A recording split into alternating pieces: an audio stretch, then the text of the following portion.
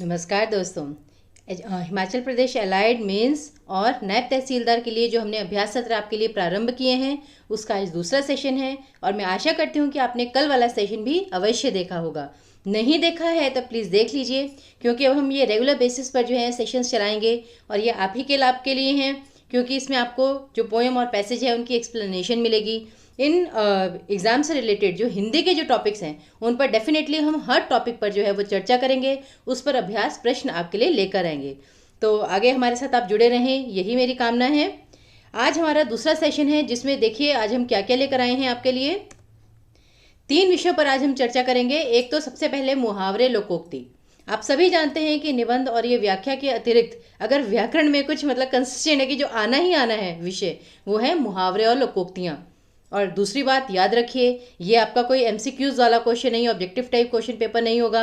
ये आपका subjective type question paper है, तो इसमें आपको केवल मुहावरे दिए जाएंगे, आपको उसका अर्थ भी लिखना होगा, साथ ही साथ उसका वाक्य में प्रयोग करके भी लिखना होगा। तो इसलिए हिंदी लिखने का अभ्यास, सही वाक्य बनाने का अभ्यास बहुत ही महत्वपूर्ण होते हैं। ठीक है ना, क्योंकि आप वाक्य ऐसे नहीं बना सकते हैं कि किसी भी लेवल के आप बना दें, बहुत सोच समझ कर आपको वाक्य बनाने होते हैं। और उसके बाद फिर गद्यांश की व्याख्या, पद्यांश की व्याख्या, वो तो हम आपके लिए लेकर आएंगे ही। ठीक है ना। तो चलिए, सबसे पहले आपके सामने यहाँ पर 5 मुहावरे लोकोक्तियाँ हैं और ये आपको पहचानना है इनमें से मुहावरा कौन सा है, लोकोक्ति कौन सी है। हालांकि पेपर में शायद से इतना ज़्यादा नहीं आपसे डिटेल में पूछा जाएगा, केवल इतना पूछा जाएगा, विकल्प दे दिए जाएंगे कि ये 10 मुहावरे लोकोक्ति, इनमें से किसी 5 या 6 की आपको अर्थ लिखकर वाक्य में प्रयुक्त करना है, बट आपको पता होना चाहिए। जैसे पहला है खरी मजूरी चौखा काम। ये अपने आप में पूरा मतलब वाक्य है, कंप्लीट है, इसमें और कुछ जोड़ना नहीं है, ये आपकी लोकोक्ति है। हाथी के पाँव में सबका पाँव, ये भी आपकी लोकोक्ति है। ओस चाटने से प्यास नहीं बुझती, ये भी आपकी लोकोक्ति है। नाक में नकेल डालना, ये मुहावरा है। दांत काटी रोटी होना, ये मुहावरा है। क्योंकि मुहावरे लोकोक्ति में अंतर क्या है कि लोकोक्ति जो है वो बदलेगी नहीं, वो एज इट इज रहेगी वाक्य में, लेकिन जो मुहावरा है वो कारक, लिंग, वचन आदि के आधार पर बदल जाएगा। जैसे दांत काटी रोटी होना, ये बदल जाता है दांत काटी रोटी है, दांत काटी रोटी थी, मतलब कुछ भी बदल जाएगा ये इस प्रकार से। तो इन 5 के आपको सबसे पहले तो अर्थ ज्ञात करने हैं कि क्या अर्थ है। और देखिए मुहावरे लोकोक्ति में अब जैसे है खरी मजूरी चौखा काम। अब चौखा वर्ड तो आपने आगे से इतनी मूवीज वगैरह देखते हैं बहुत सुना होगा कि बड़ा चौखा लागे से, तो चौखा लागे से मतलब बहुत अच्छा, तो अच्छा काम। और मजूरी अर्थात मजदूरी, खरी मजदूरी अर्थात कि अगर यानी कि आपको सही दाम मिले, ठीक है ना, या तुरंत पैसा मिले तो आपका काम भी अच्छा ही होगा। इस प्रकार से आप इन लोकोक्ति मुहावरों के जो अर्थ हैं बाई चांस अगर आपको ना पता हो तो आप इस तरह से गेस कर सकते हैं। फिर है हाथी के पाँव में सबका पाँव। अब नाम से स्पष्ट हो रहा है कि जो हाथी का पाँव होता है, जैसे वो बहुत बड़ा पाँव होता है, उसमें सभी के पाँव समा जाते हैं, तो यानी कि किसी बड़े में बहुत सारी छोटी छोटी चीज़ें समा जाना, कुछ इससे रिलेटेड होगा, कुछ ऐसा ही होगा। फिर है ओस चाटने से प्यास नहीं बुझती, कि अगर रिक्वायरमेंट ज़्यादा है तो आपको डिलीवर भी ज़्यादा ही करना होगा। अर्थात जो ये बड़े काम जो है वो छोटे छोटे प्रयासों से नहीं होते, उनके लिए बड़े काम ही करने पड़ते हैं। फिर नाक में नकेल डालना। नाक में नकेल डालना अर्थात जैसे हम मतलब अपने वो पशुओं कर देते हैं कि हम उन्हें अपने वश में कर लेते हैं कि अभी हमारी परमिशन के बिना, आज्ञा के बिना कहीं नहीं जा पाएंगे। और लास्ट में है दांत काटी रोटी होना, ये बेसिकली होता है घनिष्ठ मित्रता होना। अब देखिए इनका सही अर्थ, अच्छा क्या होता है, एक और चीज़ भी है, हमें कभी कभी ये पता होता है कि इसका अर्थ क्या है, लेकिन अर्थ लिखना कैसे है वो चीज़ नहीं पता होती। ये बहुत मतलब कि एक विडंबना सी हो जाती है। तो इस चीज़ का थोड़ा सा देखिए, इन सभी का अर्थ देखिए। खरी मजूरी चौखा काम क्या है, तुरंत मजदूरी मिलने पर कार्य भी अच्छा होता है। हाथी के पाँव में सबका पाँव अर्थात एक बड़ा प्रयास सभी छोटे प्रयासों के बराबर होता है। फिर ओस चाटने से प्यास नहीं बुझती, यानी बड़े काम के लिए बड़ा प्रयत्न करना पड़ता है। नाक में नकेल डालना अर्थात वश में करना, और दांत काटी रोटी होना अर्थात घनिष्ठ मित्रता होना। ये तो थे इनके अर्थ। अब हम वाक्य में भी प्रयोग करके दिखाएंगे आपको। देखिए कोई आपको ये नहीं कह रहा कि आपको 5-5 लाइनों का मतलब कोई ऐसे कोई बहुत बड़ा वाक्य बनाना है, या उसमें बहुत सारे संस्कृत के वर्ड या हाई लेवल हिंदी के आपको वर्ड्स यूज़ करने हैं, लेकिन वाक्य सही तो हो। ऐसा ना हो जैसे कि दांत काटी रोटी होना में आप ये लिख दें कि राम और मोहन में दांत काटी रोटी थी, मतलब वो वाक्य आप समझ रहे हैं ना, मतलब अच्छा अगर ना मिले आपको वाक्य तो ये वाक्य भी लिख दीजिए, प्लीज़ अवॉइड मत करके आइए, ना कोई और वाक्य मिले ये भी लिख दीजिए, क्योंकि ये गलत नहीं है। लेकिन सिर्फ बात होती है स्तर की कि अगर कोई इससे अच्छा आपके माइंड में है, अगर आपके पास टाइम है सोचने का तो वो ज़रूर ट्राई कीजिए। अब देखिए इनके वाक्य देखिए एक बार, कि मासिक वेतन पा रहे मजदूरों से, ठीक है ना, जिस काम को आधा भी नहीं मजदूरों ने जिस काम को आधा भी नहीं किया था, दिहाड़ी पर लगे मजदूरों ने उसे मात्र कुछ घंटों में ही समाप्त कर दिया। ठेकेदार को भी समझ आ गया था, खरी मजूरी चौखा काम। ये आपका वाक्य बना। फिर है अगला, यूं तो मोहल्ले के निवासी एक एक कर जिला अधिकारी से शिकायत कर समस्या का समाधान खोज ही रहे थे, परंतु अपनी पहचान के बल पर मिश्रा जी ने सीधे मंत्री जी से बात कर एक ही बार में बात कर समस्या समाप्त कर दी। इसे ही कहते हैं हाथी के पाँव में सबका पाँव। ये आपका वाक्य। फिर है, अच्छा अब देखिए ये थोड़ा सा बड़ा हो गया। क्या होता है, जो लोकोक्ति होती है ना, वो अपने आप में एक वाक्य है, तो उसमें एक वाक्य मतलब एड ऑन हो ही जाता है, तो उसका वाक्य ना चाहते हुए भी थोड़ा सा बड़ा हो जाता है। फिर यदि कम समय में तुम्हें अधिक धन कमाना है तो परिश्रम भी उसी अनुसार दिन रात सोचे बिना करना होगा, क्योंकि ओस चाटने से प्यास नहीं बुझा करती। तो ये देखिए कोई ज़्यादा कठिन नहीं था, लेकिन फिर भी एक स्तर का वाक्य था। अगला है, रमेश को कितना भी समझाओ परंतु उस पर विदेश जाकर ही धन कमाने की धुन सवार है। विविध भ्रांतियों ने उसकी नाक में नकेल डाल रखी है। मतलब जो भ्रांतियां हैं, मतलब फालतू की जो ये सोच वगैरह है, उसने उसे अपने वश में कर रखा है। उसने जिद पकड़ रखी है कि वो विदेश जाकर ही पैसे कमाएगा। और लास्ट है, वीरेंद्र की अपने मैनेजर के साथ दांत काटी रोटी है, तभी तो उसे कम परिश्रम में भी इतना लाभ मिल रहा है। तो देखिए मतलब आपने एक मतलब छोटा सा ही वाक्य बनाया, लेकिन एक स्तर का वाक्य बनाया। बस इस चीज़ का आपको थोड़ा ध्यान रखना है। अब आते हैं गद्यांश की व्याख्या पर, फिर करेंगे हम पद्यांश की व्याख्या। तो देखिए अब यहाँ पर क्या है, विश्व के प्राय सभी धर्मों में अहिंसा के महत्व पर बहुत प्रकाश डाला गया है। भारत के सनातन हिंदू धर्म और जैन धर्म के सभी ग्रंथों में अहिंसा की विशेष प्रशंसा की गई है। अष्टांग योग के प्रवर्तक पतंजलि ऋषि ने योग के 8 अंगों में प्रथम अंग यम के अंतर्गत अहिंसा को प्रथम स्थान दिया है। इसी प्रकार गीता में भी अहिंसा के महत्व पर जगह जगह प्रकाश डाला गया है। भगवान महावीर ने अपनी शिक्षाओं का मूलाधार अहिंसा को बताते हुए जियो और जीने दो की बात कही है। अहिंसा मात्र हिंसा का अभाव ही नहीं, अपितु किसी भी जीव का संकल्प पूर्वक वध नहीं करना और किसी जीव या प्राणी को अकारण दुख नहीं पहुंचाना है। ऐसी जीवन शैली अपनाने का नाम ही अहिंसात्मक जीवन शैली है। अब यहाँ पर एक खास चीज़ आपको देखनी है। जब आप व्याख्या करेंगे, स्टूडेंट्स क्या करते हैं, गद्यांश की व्याख्या करते वक्त उन्हें ये सब दिख जाता है ना कि अष्टांग योग दिया हुआ है, अहिंसा, फिर इतने सारे ऋषि मुनियों के नाम लिखे हुए हैं। उन्हें लगता है भाई इसकी व्याख्या तो बहुत आसान है, इसी को थोड़ा थोड़ा करके मतलब कि एक्सप्लेन करके लिख देंगे हम। एक तो थोड़ा सा उस ऋषि के बारे में, फिर उनके ग्रंथ के बारे में, हो गया। अहिंसा के ऊपर तो हम वैसे ही लिख सकते हैं। ऐसा नहीं करना है। अभी जब आप इसकी व्याख्या देखेंगे आपको समझ में आएगा कि वहाँ पर मैंने कि इन सभी का रेफरेंस ऐसा कुछ दिया ही नहीं है, सिर्फ 1 या 2 पंक्तियों में रेफरेंस दिए। क्योंकि इस पूरे पैसेज में सिर्फ 2 चीज़ें मेन हैं कि किस प्रकार जो बड़े बड़े महापुरुष थे उन्होंने अहिंसा को महत्व दिया है, और दूसरा अहिंसा का सही अर्थ क्या है। अहिंसा का अर्थ केवल ये नहीं है कि आपको शस्त्र कभी उठाना ही नहीं है। अहिंसा का अर्थ ये है कि एक तो आपको संकल्प पूर्वक वध नहीं करना है कि बस ये सोच के कि हाँ मेरे को तो उसे मारना ही मारना है, वो चीज़ अवॉइड कीजिए। और किसी को अकारण दुख नहीं पहुंचाना है, यानी आपको सकारात्मक जीवन जीना है, दूसरों के साथ प्रेम पूर्वक व्यवहार रखना है, किसी को जानबूझकर दुख नहीं पहुंचाना है। क्योंकि अगर आप जैसे किसी को गलत बोल रहे हैं, किसी पर व्यंग्य कस रहे हैं, तो वो आप दुख पहुंचा रहे हैं, तो वो भी हिंसा का ही एक रूप है। तो इसमें केवल ये 2 चीज़ें हैं और इन 2 चीज़ों की ही आपको व्याख्या करनी है। तो ये देखिए प्रसंग क्या है। दी गई पंक्तियों में लेखक ने अहिंसा के बड़े महत्व और उसके विस्तृत अर्थ को देश विदेश के साहित्य के माध्यम से समझाने का प्रयास किया है।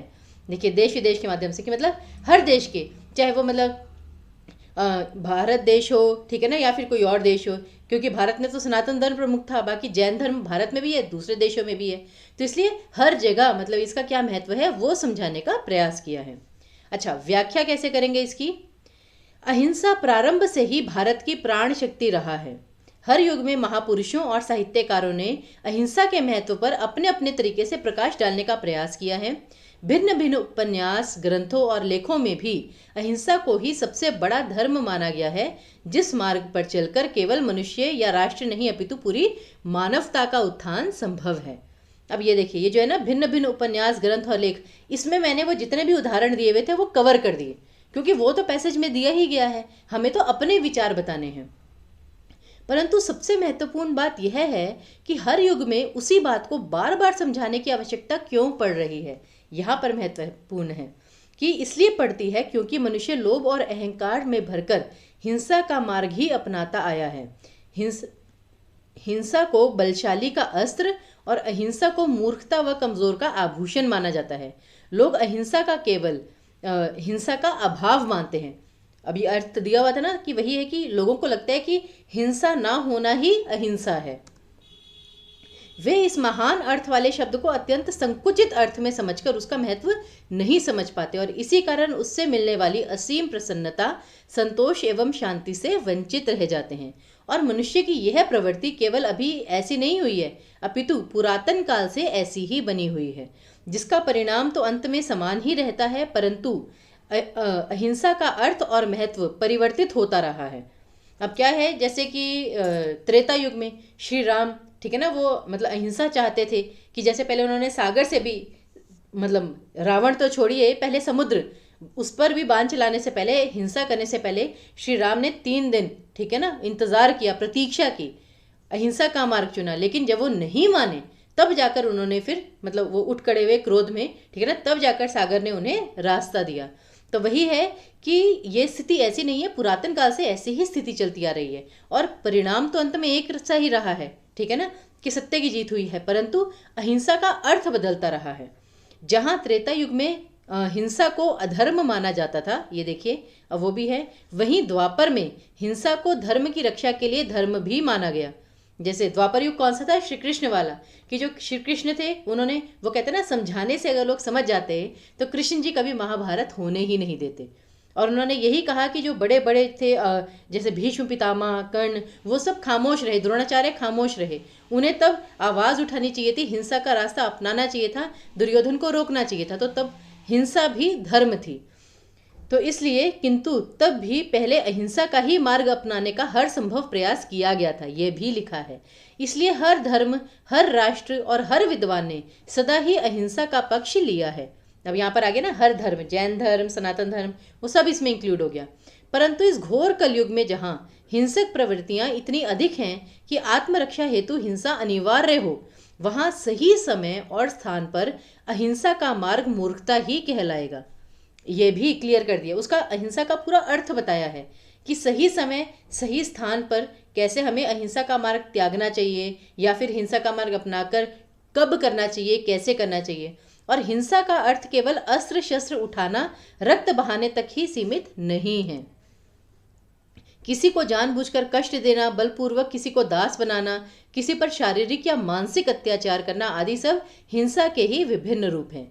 इसलिए वास्तव में अहिंसा का सही अर्थ है जीना और जीने देना, सभी के साथ प्रेम और सद्भाव से रहना, अकारण किसी का अहित न करना, संकट के समय हर संभव सहायता प्रदान करना और शांति का वातावरण बनाने का प्रयास करना। इसलिए उचित स्थान पर उचित व्यवहार करना भी अहिंसा ही कहलाता है।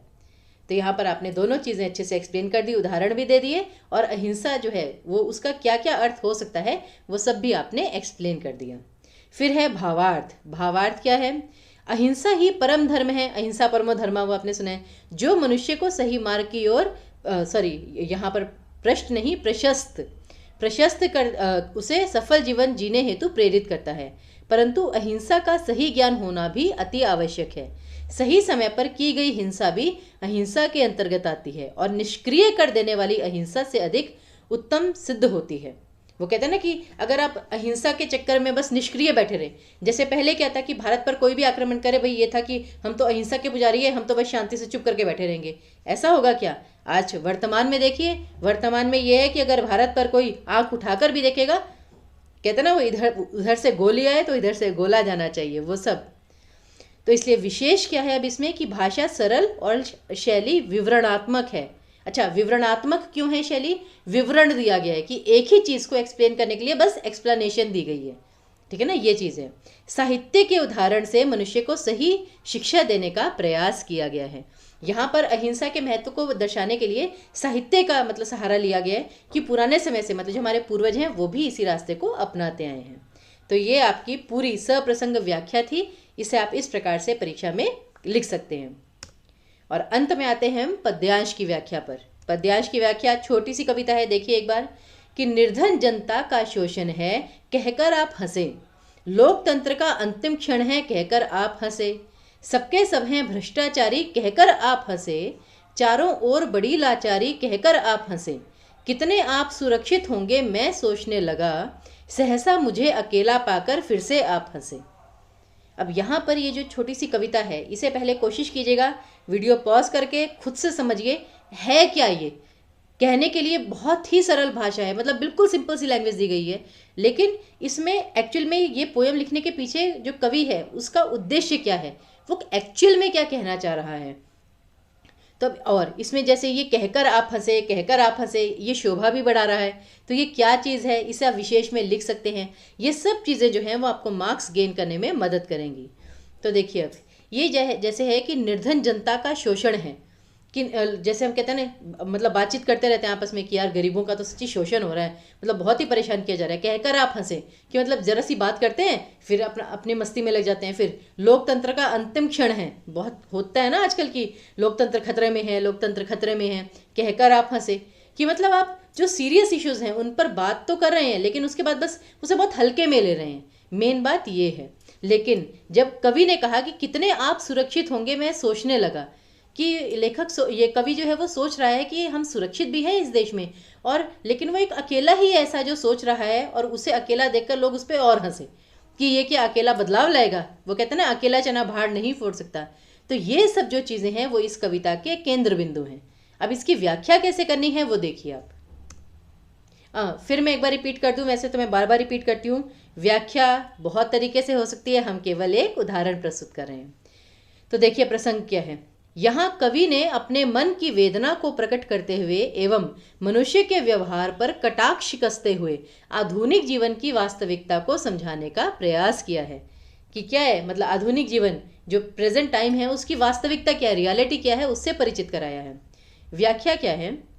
कवि कहते हैं कि हमारे देश में जनता बहुत ही विचित्र व्यवहार करती है। एक्चुअली क्या है ना, कि यहाँ पे जैसे आप सब जानते हैं कि भारत की बात हो रही है, लेकिन भारत लिखने से थोड़ा सा बचें। मतलब जैसे कहते हैं ना, कोशिश कीजिए कि आप स्पेसिफिक ना हो, जर्नल वे में रहें। कोई भी ऐसा मौका ना दें जहाँ पर आपको नेगेटिव, मतलब कि आपके बारे में सोचा जा सकता है। आप ये लिखिए ना, हमारे देश में, ये लिखिए, ये ज़्यादा बेहतर है। ये छोटी छोटी चीज़ें लेकिन बहुत इंपॉर्टेंट हैं। कवि कहते हैं कि हमारे देश में जनता बहुत ही विचित्र व्यवहार करती है। वह आपस में बातचीत करते हुए देश के निर्धनों की दयनीय स्थिति पर विचार विमर्श करते हैं लोग, और बेपरवाह होकर हंसते जाते हैं। वे चिंता प्रकट करते हैं कि देश का लोकतंत्र खतरे में है, उनके अधिकारों का शोषण हो रहा है, उनसे मूलभूत अधिकार छिन रहे हैं, और देश की सरकार को कोसते हैं। परंतु स्वयं इन समस्याओं की जड़ होने के बावजूद, क्योंकि क्या है ना, इन सभी समस्याओं की जड़ तो हम स्वयं हैं। शोषण हो रहा है तो शोषण क्या सरकार आके कर रही है? अरे भाई, जो ज़्यादा मतलब गुंडे टाइप लोग हैं वो साधारण लोगों का शोषण कर रहे हैं। जो ज़्यादा जैसे कि पावर वाले लोग हैं, ठीक है ना, वो कम पावर वाले लोगों का शोषण कर रहे हैं। तो बेसिकली समस्या की जड़ तो हम ही हैं। महंगाई क्यों बढ़ रही है? क्योंकि जनसंख्या इतनी ज़्यादा होती जा रही है, संसाधन कम है। महंगाई बढ़ेगी नहीं तो क्या होगा? तो परंतु स्वयं इन समस्याओं की जड़ होने के बावजूद वे सारा दोष दूसरों पर लगाते हैं और इनके समाधान के लिए किसी भी प्रकार का प्रयास नहीं करते, केवल हंसते जाते हैं। कवि प्रयास करता है कि वह इन समस्याओं को, ठीक है ना, सुलझाने के लिए, सॉरी यहाँ पे सुलझाने नहीं, सुलझाने के लिए कुछ प्रयास करे, उचित कदम उठाए। परंतु वह पाता है कि इस सुधार योजना के मार्ग पर वह बहुत अकेला खड़ा है, और सब लोग उसका साथ देने के स्थान पर केवल उसका उपहास उड़ा रहे हैं। कवि को यह देखकर आश्चर्य भी होता है और अत्यंत दुख भी होता है कि लोग स्वयं निष्क्रिय रहते हुए केवल वाद विवाद ही कर सकते हैं, पर समाज सुधार के लिए कोई अपना योगदान देने के लिए तत्पर नहीं है। और जो व्यक्ति प्रयास करना चाहते हैं, सॉरी यहाँ पे चाहते हैं, या किसी भी तरह अपना योगदान देना चाहते हैं, तो लोग उन पर केवल हंसते हैं, उनका मजाक उड़ाते हैं कि अकेला व्यक्ति कुछ नहीं कर सकता। सॉरी यहाँ पे ये ह नहीं छ आएगा, कि अकेला व्यक्ति कुछ नहीं कर सकता। कवि चिंतित है कि इतने बड़े देश में सुधार के लिए सामूहिक प्रयास की सबसे अधिक आवश्यकता होती है, जिसके भाव में सुधार या समाधान कभी संभव नहीं होता। वह जनता को प्रेरित करना चाहता है, यहाँ पे वह जनता को प्रेरित करना चाहता है, उन्हें अपने कर्तव्यों से परिचित कराना चाहता है कि देश में मिल रहे अधिकारों के साथ उन्हें देश के प्रति अपने कर्तव्यों का निर्वहन भी करना होगा, तभी देश पुनः सुदृढ़ और समृद्ध बन पाएगा। तो ये इस प्रकार से इसकी व्याख्या है। तो इसलिए यहाँ से आपको एक चीज़ पता चल गई होगी कि जो कविता में लिखा है आपको एज इट इज़ बस वही, जैसे एक छोटी सी लाइन है उसी को बड़ा करके नहीं लिखना है, आपको अपने विचार डालने हैं कि वहाँ पर एक्चुअल में आपने क्या समझा उस कविता को पढ़कर। भावार्थ क्या है? किसी भी समस्या पर अपने विचार प्रकट करना या किसी पर दोष लगाना अत्यंत सरल होता है, ठीक है ना, हंस भी देते हैं लोग, परंतु उस समस्या के समाधान हेतु प्रयास करना, उचित कदम उठाना और परिपक्व होकर इस सुधार क्रांति के मार्ग पर अपना योगदान देना, ठीक है ना, कोई नहीं चाहता। देश को समृद्ध बनाने हेतु जनता केवल सरकार पर यहाँ पर सारी, ठीक है ना, सारी जिम्मेदारी नहीं डाल सकती। यहाँ पे सबके सामूहिक प्रयास से ही विविधता से भरे इतने विशाल राष्ट्र के हित के लिए सुधार कार्यों का मार्ग सशक्त हो पाएगा। कि इतने बड़े देश में, ठीक है ना, सिर्फ सरकार कुछ नहीं कर पाएगी, लोगों को भी अपना साथ देना पड़ेगा, अपना योगदान देना पड़ेगा। इसलिए हमारे प्रधानमंत्री ने नारा दिया है कि सबका साथ, सबका विश्वास, सबका प्रयास। अब जैसे कोरोना था, ठीक है ना, सरकार तो सिर्फ आपको वैक्सीन प्रोवाइड करवा सकती है मेडिकल इंस्टीट्यूशंस के सहारों से, लेकिन लगवानी आप ही को है। सरकार ने तो बल्कि ये भी किया, घर घर जाकर वो इंजेक्शन लगवा रहे थे, लेकिन अब लोग ही लगवाने को तैयार ना हो तो सरकार भी क्या करे। तो जब तक लोग साथ नहीं देंगे इतने बड़े देश में कैसे सुधार हो पाएगा। और इस कविता में विशेष क्या था कि भाषा तो अत्यंत सरल थी, बिल्कुल सिंपल लैंग्वेज थी, लेकिन शैली भावात्मक एवं व्यंग्यात्मक थी। भावात्मक क्यों थी? क्योंकि जो कवि है वो दुखी है, ठीक है ना, वो चिंतित है देश के लिए। और व्यंग्यात्मक थी कि लोगों पे कटाक्ष कसा जा रहा है कवि द्वारा कि लोग सिर्फ हंसना जानते हैं, सिर्फ ये बोलना जानते हैं फालतू का, लेकिन काम नहीं करना चाहते, निष्क्रिय रहना चाहते हैं। फिर पंक्तियां ओजगुण एवं विभत्स और करुण रस से सुसज्जित हैं। याद होगा आपको, मैंने बताया था कि जो काव्य रस हैं सिर्फ 8 या ये 11 है, ठीक है ना, हल्का सा उन्हें 2-2 मिनट पढ़ लीजिए, केवल आधे घंटे की बात है। अगर आप वो यहाँ पर लिख देंगे, चाहे व्याख्या के अंदर चाहे विशेष में अलग से, ठीक है ना, तो थोड़ा सा अच्छा इफेक्ट पड़ेगा। और लास्ट में है अनुप्रास अलंकार की छटा दिखाई पड़ती है। अनुप्रास अलंकार की छटा कहाँ दिखाई पड़ती है? कि कहकर आप हंसे, कहकर आप हंसे, ये जो वाक्य जो है बार बार उसकी पुनरावृत्ति हो रही है, इसमें अनुप्रास अलंकार की छटा है, तो थोड़ा सा कविता में सुंदरता बढ़ी है, प्रभाव बढ़ा है। तो ये आपका विशेष था। तो इसी के साथ आज हमने मुहावरे किए, गद्यांश की व्याख्या, पद्यांश की व्याख्या। मैं आशा करती हूँ कि ये सेशन आप बहुत अच्छे से देखेंगे। आपकी कोई भी क्वेरी हो आप हमसे पूछ सकते हैं। कल फिर हम आपके लिए सेशन लेकर आएंगे जो आपके एलाइड और नायब तहसीलदार के लिए महत्वपूर्ण होगा। और उसमें याद रखिए, अब 2 दिन थोड़ा इसकी व्याख्या पर काफ़ी हमने चर्चा कर ली, उसमें हम व्याकरण के प्रश्न आपके लिए लेकर आएंगे। तो व्याकरण के प्रश्न देखने के लिए, समझने के लिए, अभ्यास करने के लिए कल का सेशन 9 बजे देखना बिल्कुल मत भूलिए। और तब तक के लिए हमें विदा दीजिए। धन्यवाद।